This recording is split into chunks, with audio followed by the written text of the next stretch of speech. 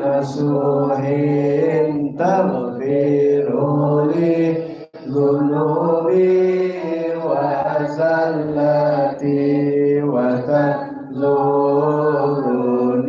fi kulli halin wa lamhatin tunajji biha min hauli yaumil qiyamati wa bil mustafa rasulillah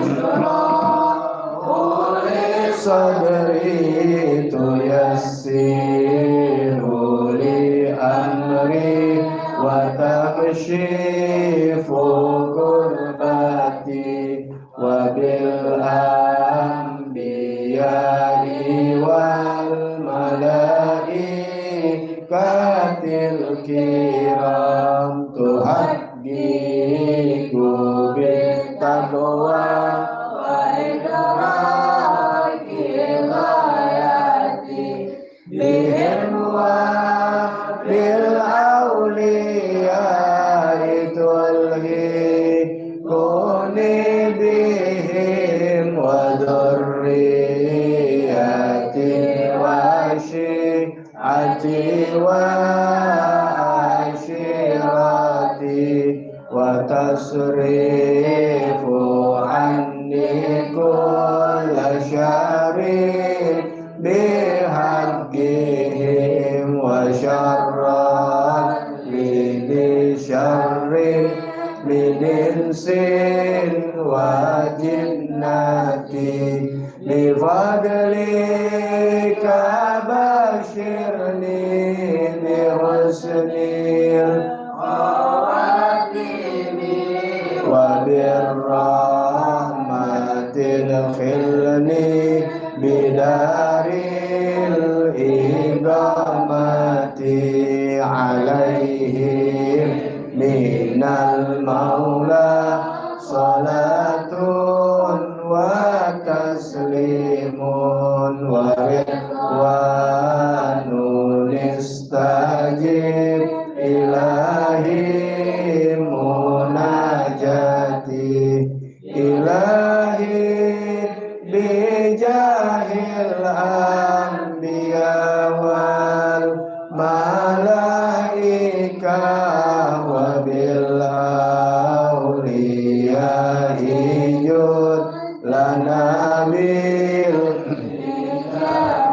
Allahumma salli wa sallim ala sayyidina Muhammadin al-Fatih lima ughliqa al-khatimi lima sabaqa an-nasiril haqqa bil haqqi wal hadi ila siratikal mustaqim wa ala alihi wa sahbihi haqqa qadrihi wa miqdarihil azim. Allahumma akhrijna min dhulumatil wahmi wa akrimna binuril fahmi waftah alaina bima'rifatil ilmi wa hassin akhlaqana bil hilmi wa sahil lana abwaba fadlika wanshur alaina min khazaini rahmatika ya arhamar rahimin.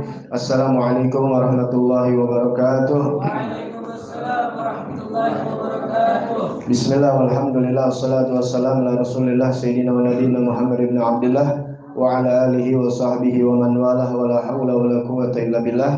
Alhamdulillah pada pertemuan yang ke-40 tanggal 10 Januari 2023 bertepatan dengan tanggal 18 Jumadil Akhir 1444 Hijriah.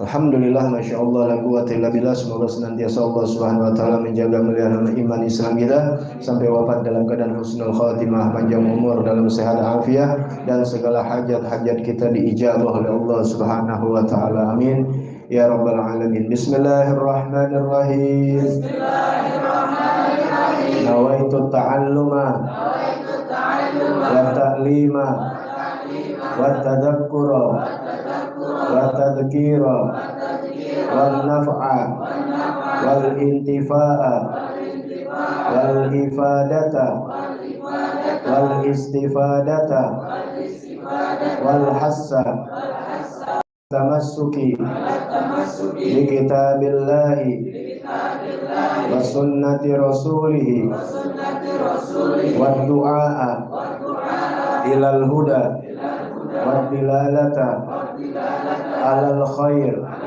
ibtiga'a wajhillahi wa mardatihi wa qurbihi wa sawabihi subhanahu wa ta'ala. Ya Rasulullah salamun alaik ya rafi asyani wa daraji. Ya Rasulullah salamun alaik ya rafi asyani wa daraji. Ya Rasulullah salamun alaik ya rafi Allahumma salli wa sallim wa barik alaihi wa alihi. Pada pertemuan yang ke-40 ini masuk pelajaran kita ahkamul jabirah, hukum-hukum balutan atau perban atau plester atau gips ya. Nah, sebelumnya sudah dijelaskan panjang lebar tentang bagaimana cara tayamum. Ya, tayamum itu adalah pengganti daripada wudhu ya, yang mana dia wudhu itu mengangkat hadas kecil hadas besar, mensucikan najis, tapi kalau tayamum hakikatnya tidak bisa mengangkat daripada hadas kecil atau hadas. Tayamum itu hanya bisa untuk diperbolehkannya jadi sholat boleh gitu, diperbolehkannya sholat, tapi untuk mengangkat hadas kecil hadas besar tidak sebenarnya ya. Jadi makanya niatnya apa? Nawaitu istibahata fardhi shalah. Udah dihapus aja ya, kalau masih pelajaran jangan dihapus ya, untuk ingetin yaitu niatnya yaitu udah nggak usah. Nawaitu istibahata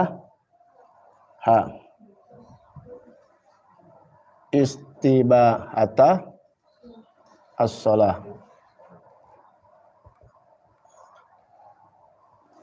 ya, nawaitu istibahata shalah ya. Itu yang sudah dijelaskan, yaitu niatnya istibahatas shalah ya, karena li'anna tayamum la yarfa'ul hadas, karena sesungguhnya tayamum itu tidak bisa mengangkat hadas. Jadi aku niat untuk dibolehkan sholat ya. Nah, tata caranya kemudian bagaimana? Dengan caranya yaitu dengan tanahnya yaitu yang berdebu ya, debunya asal dari tanah. Itu syarat-syaratnya di sini ya. Ingat selalu kalau ada bicara syarat, adanya di luar ibadah. Misalnya syarat sholat, syarat wudhu, syarat tayamum, syarat ini, syarat puasa dan sebagainya, itu ada di luar konteksnya, di luar ibadah. Tapi kalau dibilang rukun, adanya di dalam ibadah. Rukun sholat berarti dari takbir sampai salam. Kalau syarat adanya di luar. Ya, sebelum dilakukan kerjaan tersebut harus memenuhi syarat. Tuh, itu dulu. Sebab kalau syarat nggak terpenuhi, biar rukunnya benar nggak sah. Contoh, syarat sholat diantaranya menghadap kiblat. Kemudian kita nggak ngadep kiblat, ya, nggak bilang arah barat ya, karena di Indonesia barat, tapi di arah lain bisa timur, bisa selatan, tergantung negaranya arah kiblat. Nah, orang ini nggak ngadep kiblat, berarti dia nggak ikutin syarat atau nggak berwudu. Kan salah satu syarat sholat dia nggak wudu, tapi disembahyang rukunnya bener semua, cakep, sampai nangis lagi, khusyuknya sampai keluar darah, nggak sah. Karena sebelum masuk rukun harus memenuhi syarat. Ya, itu hukum yang sudah digariskan oleh baginda Nabi Muhammad SAW. Diambil hukum tersebut ya kepada para ulama, para mujtahid, kita tinggal makan doang. Jadi nggak bisa ngasal, ya, bukan kayak makanan dan ambil dari mana aja, tidak, ya. Jadi jangan, yang penting sholat, soal diterima nggak terima urusan Allah. Yes, emang kalau diterima nggak terima urusan Allah, tapi kan ada syarat dan rukun. Kita kerja di mana juga kalau nggak memenuhi syarat-syaratnya nggak bakal diterima. Siapa mau gaji lu? Paham ya? Siapa mau gaji? Kita kan yang gaji Allah. Ikutin syarat-syaratnya dan rukunnya. Nah begitu juga syarat di dalam tayamum itu tanah, nggak boleh kecampuran yang lain. Misalnya pakai debu rumahnya nggak ada tanah, nggak mungkin tuh debu asalnya dari tanah. Pasti kalau nggak dari karpet bekas, apalagi di kamar. Pegang deh, debu ada debu, tapi debu mana? Debu kasur, debu bantal, debu kapuk. Paham tuh ya? Jadi yang diambil debunya asalnya tanah, turab. Jangan salah. Nah, kalau orang-orang dulu masih banyak tanah, bisa di pelataran itu diambil tuh. Nah, itu benar debu tanah. Yang penting satu. Kemudian debu tanah itu suci, mensucikan, artinya dia suci. Ya, tidak tercampur dengan yang suci tapi bukan yang tanah asli, misalnya kecampur semen, sagu, ataupun juga dia harus murni tanah. Kemudian tanahnya bukan tanah yang kena najis. Misalnya itu tanah bukan dekat kotoran ayam, ya terbang, kita pakai nggak boleh. Makanya paling aman ya kita bisa sediakan di rumah kita tanah cari yang bersih, kemudian ke Sayyidil Walid almarhum itu kemudian diolah jadi debu. Ibaratnya diolah jadi debu tuh dikeringin, bisa digongseng, diayak kemudian diambil. Ya, nah itu caranya gimana? Nah, ambil lagi kertas atau nampan atau tatakan. Kalau piring agak begini susah, yang lurus. Misalnya seperti apa? Kertas. Ambil sesendok teh, nggak usah sebakul, nggak usah. Apalagi pakai sendok nasi. Mau ngapain banyak-banyak? 1 sendok teh ambil. Buayarin, ya, gituin tuh. Ya dikit kan? Ya, ini nggak contohin ada tanah sih. Sendok teh itu kan sendok teh, ambil aja. Ente taruh di mana misalnya, ditaruh di ples atau di kaca punya segini. Ente ambil 1 sendok teh, ini nih bisa berapa puluh tahun nih. Itu juga kalau ente mesti tayamum terus. Kalau nggak tayamum ya jarang. Ya, atau dari mana aja. Yang penting tadi, ya boleh ente siapkan atau nggak disiapkan. Yang penting asalnya dari tanah debu tersebut murni, tidak najis. Ya, nah kemudian diaurkan di mana kertas misalnya. Ini sebab kalau saya bilang kertasnya nanti bisa dibawa. Paham ya? Kalau piring kan nggak mungkin kita bawa-bawa, udah nanti legok lagi. Nampan nggak mungkin kita bawa-bawa, tapi kalau kertas bisa dilipat. Nih contohnya, ya. Kalau ini kan terlalu kecil, karena 2 tangan nanti, ya kertas yang lebih gede ya. Ini ibaratnya kertas, cuman ini agak kecil, sebab tangan kita mesti 2, ini nggak muat. Ya, nah, aurin ini. Tebar, udah selesai tebar, ambil tangan kita, tuh, ya, nggak dicincin nggak jadi masalah karena bukan tangan yang digituin kan muka, ya, seandainya dicincin, nanti cincin baru dibuka kalau ketika tangan. Kemarin udah dipraktekin, diingetin aja, ya, bisa dilihat lagi di pertemuan yang ke-39, ini kan yang ke-40, ambil, nah, udah selesai, ya. Kita gini nih ya, sebab bekas yang kita pakai nanti nggak boleh jatuh lagi ke situ, mustakmal nih namanya, sama kayak air ya, yang bekas dipakai bersuci baik air ataupun tanah jadi suci tapi tidak mensucikan. Ambil ya, ini gunanya digini supaya nggak terlalu banyak dan nggak ada yang kasar-kasar. Biasa kalau yang kasar-kasar kan keluar, takutnya ada yang kasar-kasar kita nggak tahu, kita gini jadi baret ntar muka kita. Paham ya? Muka jangan sampai baret. Udah selesai, ituin muka kita, ini buka dulu deh picinya. Tuh, semua. Ingat sampai nggak batas rambut, bukan kayak wudhu. Kalau wudhu dilebihkan, kalau ini cuma sebatas muka gitu tuh. Udah asal kena. Dengan syarat jangan diangkat. Kayak wudhu juga, kalau diangkat jadi mustakmal. Yang penting nempel terus. Ya. Nempel.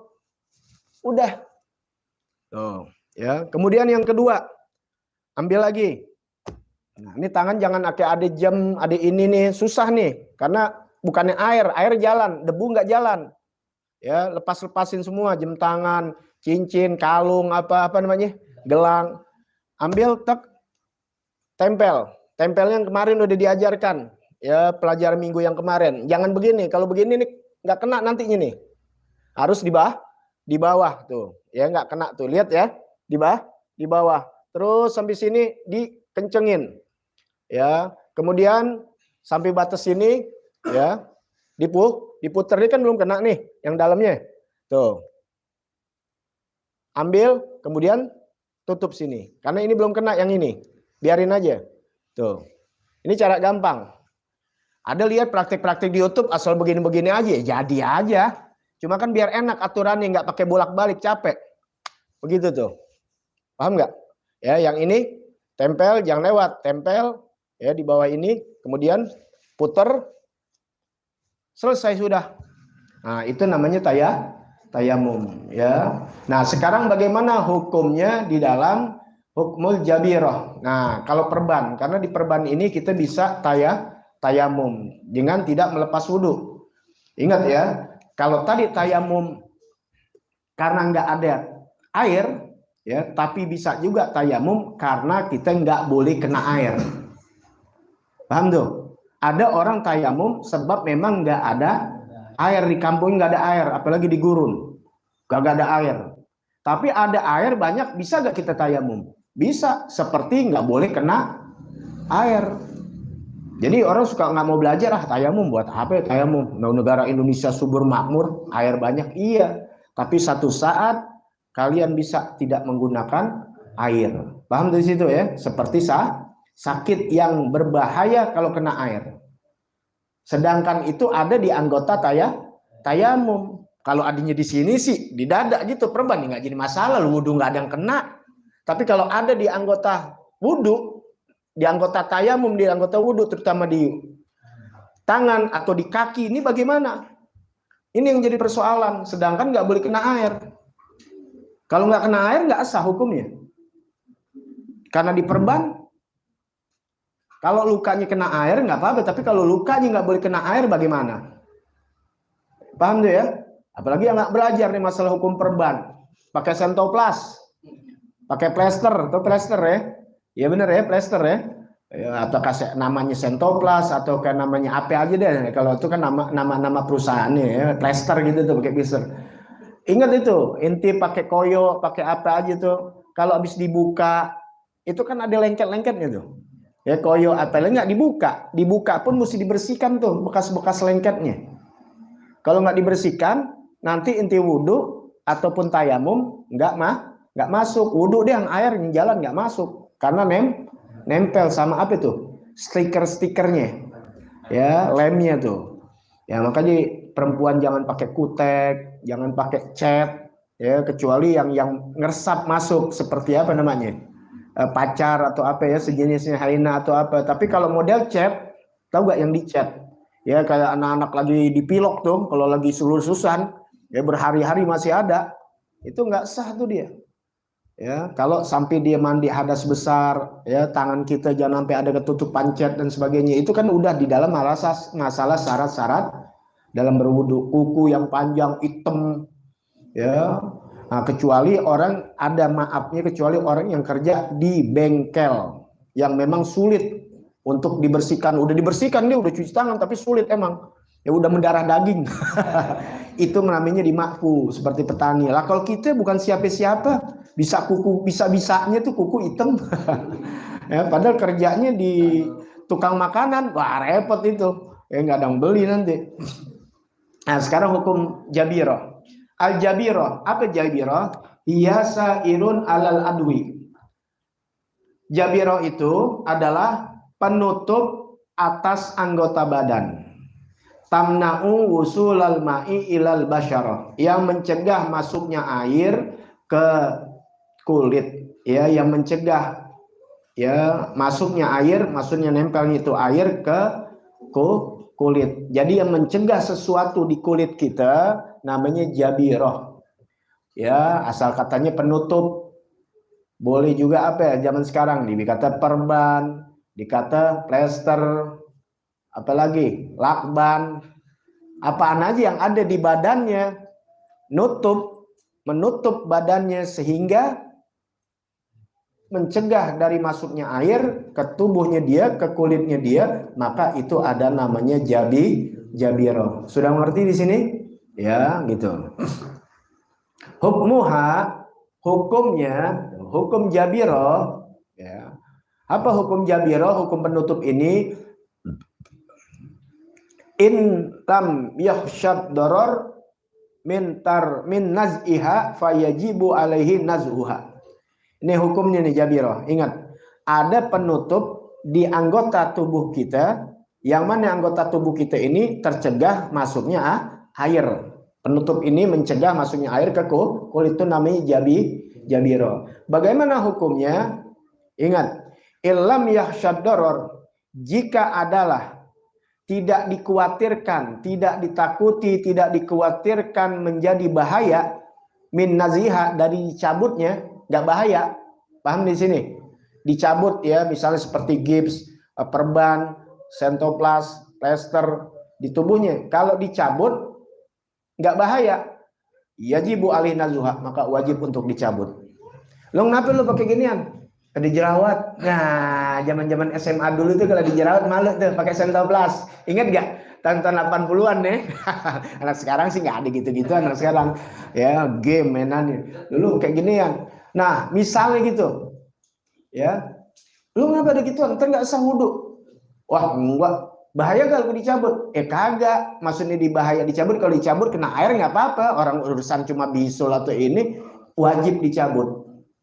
Tapi kalau nggak boleh dicabut karena bahaya, karena nggak boleh kemasukan sesuatu, apalagi air, bisa menimbulkan kematian, cacat dan sebagainya, maka tetap ditutup. Dia ambil wudhu, nanti dia cariin caranya di sini. Ya, jadi artinya di sini hukumnya Jabirah, hukumnya penutup, perban dan sebagainya, gip juga termasuk yang nutupin badan, nutupin tubuh kita, maka hukumnya wajib dicabut apabila tidak membahayakan.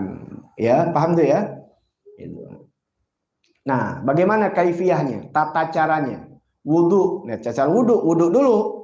Ya, ini kalau masalah perban udah bukan cerita yang kemarin-kemarin yang nggak ada air. Kalau nggak ada air ceritanya mau sakit nggak sakit, lo sehat juga bisa lari kenceng, nguber maling, tetap tayamum karena ceritanya nggak ada air. Kalau ini bukan cerita lagi ke sana. Ya, cerita bisa tayamum dan wudhu juga sebab ada penyakit yang menutupi tubuh di mana kita harus kena air, tapi nggak boleh kena air. Nah, ini kan permasalahan, ya. Nah, kaifiyah wudu'i sahibul Jabirah. Kaifiyat tata cara berwudu, tata cara wudu bagi orang yang ada Jabirah, ada penutup, ya, sahibul Jabirah dibilang. Ya, yang memiliki penutup di badannya.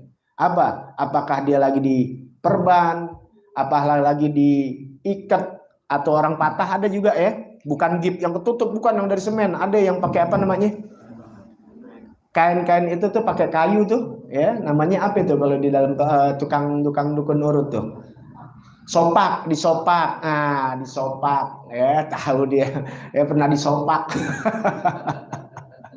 Ya, disopak, tahu sopak ya, disopak, pokoknya dari ujung rambut ke ujung kaki ada yang disopak atau diplester. Diplester bukan di semen ya, plester gitu tuh, atau diperban atau pakai plastik kali, nggak ada bahan dipakai plastik, terserah, pokoknya ini tata caranya bagi yang ada demikian. Inilah tata cara berwudu. Pertama apa? Pertama yaitu yatawaddo, dia berwudu hatta yasila ilal adwi, sehingga sampai kepada tempat anggota tubuh alihi satir, yang ada penutupnya tadi. Berwudu aja dia seperti biasa. Udah tahu kan cara-cara wudu, udah diajarin ya pada pasal-pasal apa dalam pertemuan kita sebelumnya, udah ada rukun, syarat, tata cara, praktek wudu sudah diajarkan. Kita nggak kembali lagi, ntar ceritanya habis ini ya waktunya. Jadi kembali lagi bisa dilihat ya pada pertemuan kita yang sebelumnya, makanya taruh di YouTube, inti bedah itu aja ya, daripada nonton YouTube yang gak karuan, yang rusak akidah, rusak segala macam ya, mendingan Anda buka YouTube, udah tonton aja tuh live streamingannya dari pertama pelan-pelan, karena nyambung nih ceritanya. Nah, jadi berwuduklah kalian sampai kepada anggota yang ada di mana, misalnya di kaki, ya udah wudhu, ntar pas di kaki sampai kaki, nah bagaimana ya, dibasuh kalau memang nggak bahaya yang sudah sebelumnya. Kalau jadi bahaya buat tubuhnya, karena apa? Karena bisa jadi kematian ya, seperti ludu dan sebagainya, infeksi, akhirnya bisa dipotong. Pokoknya kan kita tahu dari orang yang ahli, kata dokter nggak boleh kena air nih, kalau kena air nanti bisa dipotong, jangan kena air, kalau air terjadi tambah parah ya. Paham tuh ya, itu hukumnya wajib dia tayamum. Tapi Kalau misalnya agak lambat sembuhnya, nah itu boleh tayamum, boleh berwudu. Tapi kalau nggak jadi bahaya, kenapa itu? Enggak, cuma ini aja dikit apa namanya sakit pusing, oh telah tayamum nggak boleh, nggak ada urusan metanan, nggak ada urusan sama air, ya pahamin tuh. Ya nggak boleh tayamum. Tayamum hanya itu sifatnya darurat ketika nggak ada air atau banyak air tapi keadaan sakit yang tidak boleh kena air, atau kita kena air tapi ditutup oleh perban. Nah ini kita berwudu sampai anggota yang tertutup penutup. Kemudian yang kedua, ya tayamum anil jarih, dia bertayamum anil jarih dari yang luka ditayamumin. Ya, kalau bisa dibuka nggak apa-apa, diusap aja. Insya Allah nggak jadi ini, kan debunya nggak banyak, cuma begini. Tapi kalau ditutup di atas lukanya, paham ya? Di atas apa namanya? Perbannya. Ya, tayamumnya bukan tayamum ininya doang, bukan. Tayamum biasa. Jadi selesai wudhu, udah selesai wudhu nih, ya, paham nih ya? Udah selesai wudhu, misalnya kenanya ada di sini nih, ya di sini nih, ya berarti dia basuh yang bagian apa? Bagian yang sehatnya, yang tidak sehatnya nanti tayamumkan, paham tuh ya, gitu.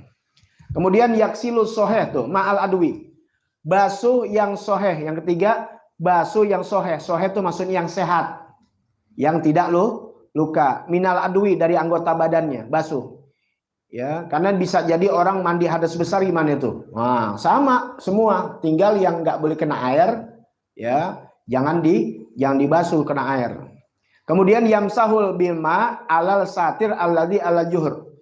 Mengusap, bukan dibasuh. Kalau dibasuh airnya mesti jalan, diusap, ambil aja air gitu tuh, ya. Air ya cuma asal basah begitu, bilma dengan air ala satir di atas penutup yang ada luka di dalamnya. Asal begitu. Perbannya nggak jadi basah, cuma begitu doang, ya. Ini lagi wudhu nih, misalnya di sini nih begitu tuh, ya. Dia wuduin tuh yang sebelah sini tuh pelan-pelan tuh, ya. Sekarang pakai keran udah lebih enak atau diguyur.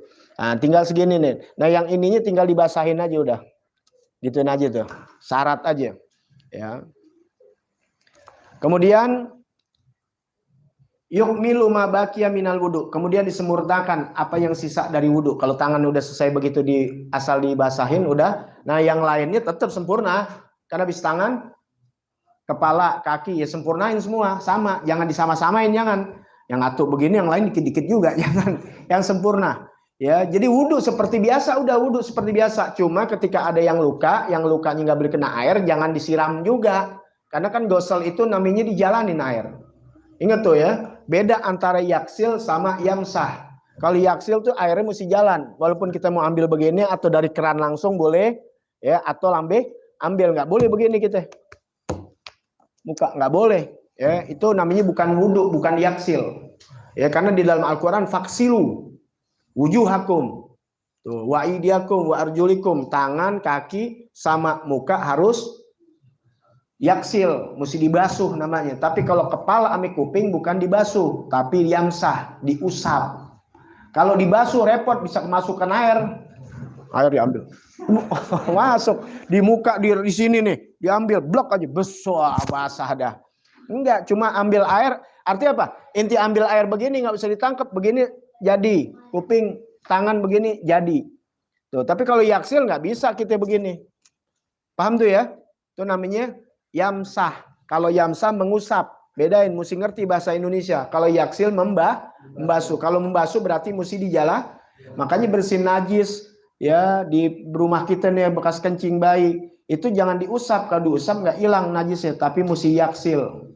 Ya, dijalanin aja, nggak banyak-banyak, segini aja cukup. Inti aja segitu, nggak habis segini deh. Asal yang penting dibersihkan dulu tempat najisnya tuh. Tempat najisnya dibersihkan, kering, ambil air sedikit, ya setengah gelas juga bisa.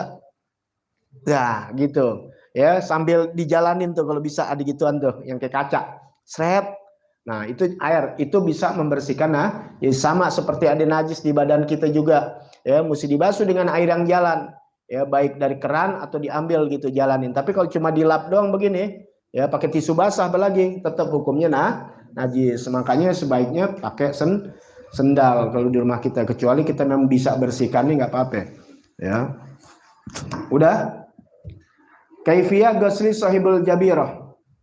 Kaifiat mandi bagi sahibul jabirah yang sedang dalam keadaan ada penutupnya, ya. Yatakhayyaru baina an yuqaddimal ghusla aula awit tayamum. Boleh memilih di antara mendahulukan mandi atau tayamum dulu. Silahkan. Ya, boleh tayamum dulu baru mandi hadas besar, atau hadas besar dulu udah selesai baru tayamum boleh. Tapi wal afdol, yang afdolnya tuh boleh milih yang mana aja, tapi yang afdol takdimut tayamum, mendahulukan tayamum. Ya, itu paling afdol, ya. Jadi kita dahulukan dulu dengan tayamum, ya. Untuk itu kemudian baru berwudu ataupun bermandi deh, apa namanya, mandi hadas besar, ya gitu. Sebab kalau kita dulu mandi dulu atau tayamum dulu kan masih basah, ya nanti kita gituin nah bisa nempel semua. Ya, jadi tayamum dulu, ya. Bagaimana hukumnya? Al-hukmu idza arada an yusalliya fardhan akhar wa huwa ala tuhrin min qabl. Hukumnya jika ingin sholat fardu yang lain dan dia atas kesucian dari sebelumnya. Ingat nih, kalau hanya tayamum doang nih, kita tayamum doang. Sholat maghrib, ntar mau sholat isya harus tayamum dan syaratnya harus masuk waktu. Tuh ya.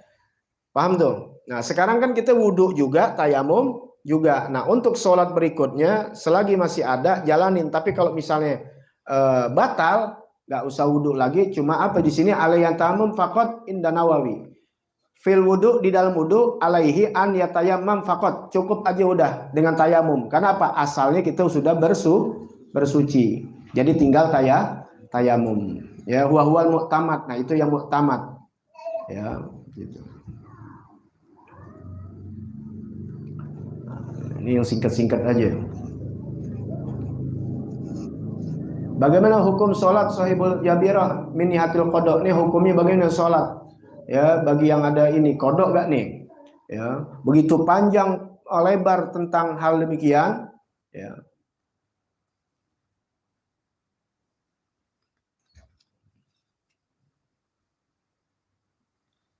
Idza kana satir al-jabirah fi adwin min a'dha'i tayamum, jika adalah penutup itu ada pada anggota, yaitu anggota tayamum, yaitu wajah dan dua tangan, yajibu ahlil qada mutlaqan, maka wajib hukumnya qada mutlak. Ya, kalau cuma di tayamum, ya pada anggota tayamum, maka hukumnya wajib qada, ya.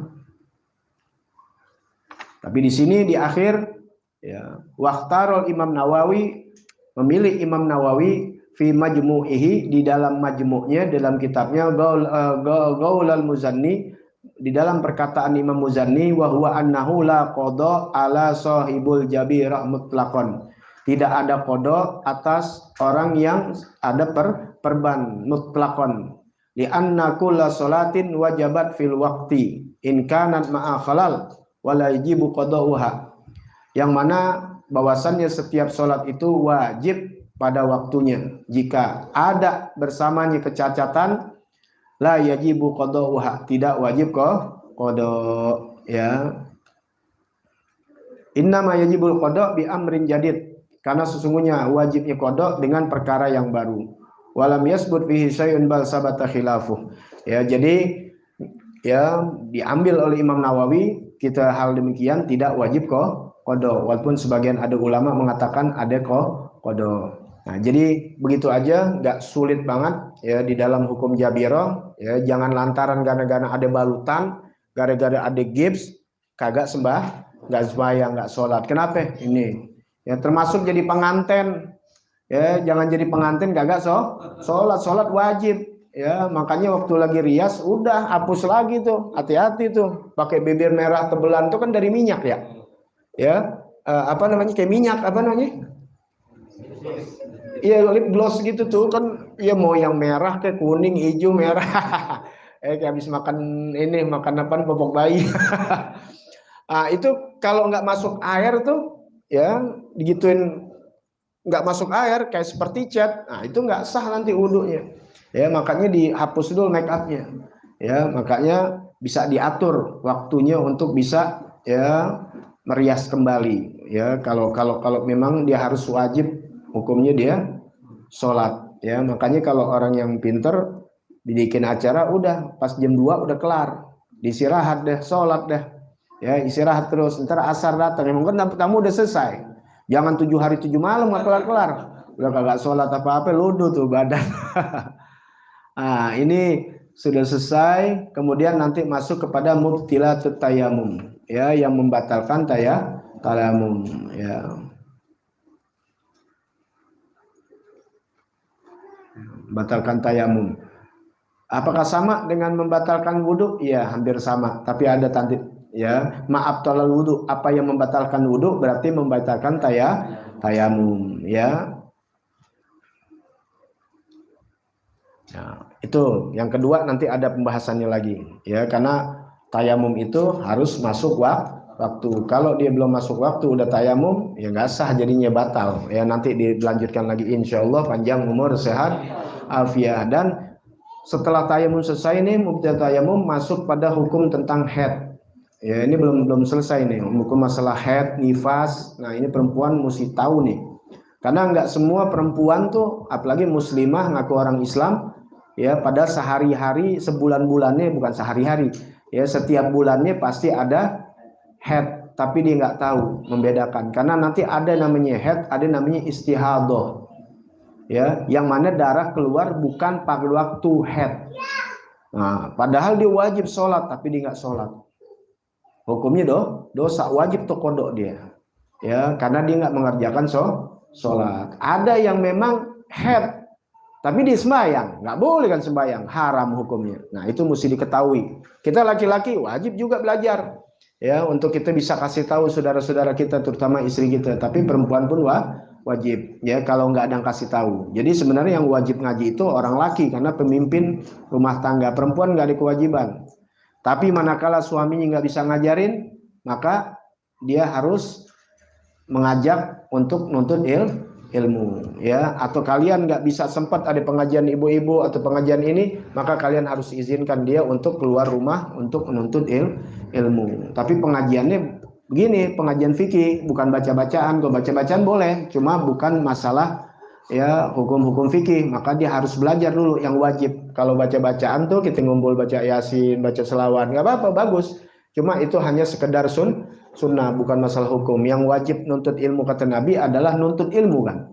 Ya, thalabul ilmi fardhatun ala muslim. Nuntut ilmu hukumnya wajib, yaitu ini, ya, belajar ilmu fikih, kemudian belajar ilmu tasawuf dan ilmu tauhid. Nah, itu 3 yang menjadi landasan: iman, ilmu tauhid, fikih, Islam, ihsan, ilmu tasawuf. Jadi fikih, tauhid atau tauhid, fikih dan tasawuf, ya, tazkiyatun nafas. Nah, ini 3 hukum yang harus kita pelajarin, karena itu bagian dari iman, Islam, ihsan, dari arkanuddin, rukun agama. Satu hilang rukunnya, maka nggak sah agamanya. Nah, serem kan? Ya, kan rukun tadi udah dibelajarin. Rukun sholat ada 17, satu aja kita nggak kerjakan, berarti kita belum dianggap sholat. Mau kita nanti di yaumil qiyamah gara-gara salah satu kita nggak pelajarin, hilang. 3-tiganya mesti dipelajarin. Nah, kalau satu kita nggak pelajarin, apalagi 3-3 nggak pelajarin, masih berani mengatakan dirinya Islam nanti. Nah, ini yang kita takut. Ya, kita nggak menuduh orang lain, kita menghisap diri kita. Apakah kita nanti diakuin kita masih Islam? Sedangkan Islam itu arkanuddin, rukunnya agama ada 3. Ya, apakah bukan Islam lagi? Apakah kita masih dikatakan Allah beragama? Karena salah satu kita nggak pelajarin Islam, iman, dan ihsan. Nih, iman ini apa? Iman ini belajar ilmu tauhid. Islam ini apa? Yaitu belajar ilmu fikih, yaitu dari Islam apa? Syahadat, kemudian sholat, zakat, puasa, haji. Maka nggak dikatakan orang itu Islam kalau sholat enggak. Padahal salah satu dari rukun Islam adalah sholat. Kalau nggak sholat masih bisa dikatakan Islam? Paham ya? Kemudian bukan Islam juga, harus ada mukmin. Dipelajari nggak tuh rukun iman? Percaya sama Allah, percaya sama malaikat, percaya sama Nabi dan lain sebagainya. Nah, makanya selalu ada ya ayyuhalladzina amanu ya mu'minina wal mu'minat muslimina wal muslimat ya. Nah, itu kita jangan muslim juga tapi mudah-mudahan tergolong orang-orang yang mukmin ya, mudah-mudahan gitu ya. Jadi benar-benar 3 ilmu dipelajarin di mana aja ya. Kita belajar, yang penting gurunya benar, ajarannya benar dari kitab yang benar ya. Apakah itu ilmu fikih, ilmu tauhid ataupun ilmu tasawuf. Mudah-mudahan Allah selalu memberikan taufik hidayah ya. Ajak teman-teman kita, saudara-saudara kita untuk menuntut ilmu. Yang punya kesempatan hadir di malam Rabu silahkan datang malam Rabu ya. Kita di sini buka masalah fikih aja ya. Ilmu yang lain Anda juga bahas, cuma bukan di tempat di sini, lain-lain. Yang ikut di Nanggerang ada, kalau daerah sini ada yang ikut di Ingkopat ya. Kalau yang di sininya bulanan, yaitu ilmu tasawuf. Adapun ilmu tauhid, Anda nggak terlalu banyak menerangkan, karena ntar kalau belum waktunya puyeng inti. Ya, kalau terlalu tinggi, ibaratnya inti nyelam, kata para ulama, kata Imam Ali, Sayyidina Ali karramallahu wajhah, itu belajar ilmu tauhid sesuai inti punya kadar. Seperti inti menyelam di lautan, semakin inti nyelam semakin dalam, pecah inti punya pala semuanya ya. Paksakan ke atas tinggi gitu tuh, nggak ada oksigen, nggak kuat inti, meleduk inti ya. Artinya paham nggak? Iya, akhirnya berbuat hal-hal yang nggak ini ya. Itu karena dia nggak belajar kan. Semua udah digerakkan sama Allah Ta'ala, akhirnya dia apa? Dia minum, dia mabuk, dia mencuri apa ya. Udah begini Allah yang gerakkan semua. Begitu lagi ya. Nah, karena nggak paham tuh ya, antara ada ikhtiar, ada gudrah Allah Ta'ala, iradah Allah Ta'ala, makanya harus dipelajarin ya. Jangan sampai akhirnya nanti banyak ya belajarnya terlalu nanggung, akhirnya tidak sholat. Ada ajaran-ajaran begitu, yang penting eling ya gitu ya. Kan sekarang banyak macam-macam Islam dia, tapi nggak diperintahkan sholat, nggak boleh makan daging. Ada nggak boleh makan daging? Nggak boleh, karena daging itu kan hewan, nggak boleh kita membunuh hewan. Ya tasawufnya ketinggian, tapi nggak belajar fikih. Makanya 3 mesti dipelajarin. Islamnya jago, fikih ini tahu, tapi tauhidnya kagak mau Allah Ta'ala, bahaya juga. Ya, ini kan Allah nih, kita kembali ke iman ini supaya menjadi belajar ilmu tasawuf. Apa yang kita pelajari loh, hukum-hukum yang udah kita mengerti, kita jalanin ya, supaya menjadi ikhlas karena Allah. Karena apa? Dengan iman dan ihsan ini, belajar ilmu ini untuk membalut dari, ini kan fikih ini amal-amal yang menjadi sah tidak sahnya nih, mulai dari sembahyang, sholat dan sedekah, apa kan ada di fikih. Nah, supaya bersih dari gangguan-gangguan makhluk ya, pikiran-pikiran yang untuk cari ini, cari itu, dibalut dengan ilmu tasawuf, kemudian dibalut dengan ilmu tauhid, bahwasannya tauhid hanya Allah Subhanahu wa Ta'ala. Itu maknanya ya. Mudah-mudahan Allah berikan taufik hidayah buat kita, panjang umur, sehat, afiat ya. Minggu depan dan seterusnya kita bisa belajar. Kita doakan guru-guru kita dalam keadaan sehat, afiat, panjang umur dalam lindungan Allah Subhanahu wa Ta'ala. Bismillahirrahmanirrahim. Fatihah. A'udzubillahi minasyaitonir rajim. Bismillahirrahmanirrahim.